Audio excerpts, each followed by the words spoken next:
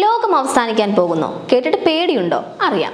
Facebook സ്ഥാപകൻ mark Zuckerberg 1400 acre ഭൂമിയിൽ ഭൂഗർഭ കെട്ടിടം നിർമ്മിക്കാൻ ഒരുങ്ങുന്നതായി നേരത്തെ റിപ്പോർട്ടുകൾ പുറത്തു വന്നിരുന്നു.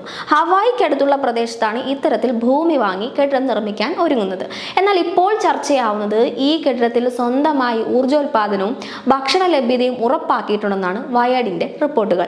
ഇതിൽ 6 അടി ചുറ്റുമതിലും കെട്ടിയതായും റിപ്പോർട്ടിൽ പറയുന്നുണ്ട്. എന്നാൽ ലോകാവസാനത്തിനുള്ള തയ്യാറെടുപ്പ് വല്ലതുമാണോ എന്ന് 2024 നിരവധി ചോദ്യങ്ങൾ ഉയർന്നിരുന്നു. അങ്ങനെയൊന്നുമല്ല, ചെറിയൊരു ബേസ്മെന്റ് മാത്രമാണെന്നാണ് സക്കർബർഗ് മറുപടി നൽകിയത്. കഴിഞ്ഞ 10 വർഷത്തിനിടയിൽ സക്കർബർഗ് പാളോ ആൾട്ടോയിൽ 11 വസ്തുക്കൾ വാങ്ങിച്ചിട്ടുണ്ട്. ഇതിനെല്ലാമായി $110 ദശലക്ഷം മുടക്കി. ഏകദേശം 7000 ചതുരശ്ര അടി ഭൂഗർഭ സംവിധാനങ്ങൾ കൂടെ സക്കർബർഗ് തന്റെ അധീനതയിൽ പണിതിട്ടുണ്ടെന്നാണ് വിവരം. അദ്ദേഹത്തിന്റെ അയൽക്കാർ ഇതിനെ വിളിക്കുന്നത് കോടീശ്വരന്റെ വവ്വാൽ ഗുഹ എന്നാണ്. മറ്റ് സിലിക്കൺ വാലി കോടീശ്വരരും ഇത്തരത്തിലുള്ള നീക്കങ്ങളോ സംസാരങ്ങളോ അടുത്തിടെ നടത്തിയിട്ടുണ്ടെന്നും BBC-യുടെ റിപ്പോർട്ടിൽ പറയുന്നു.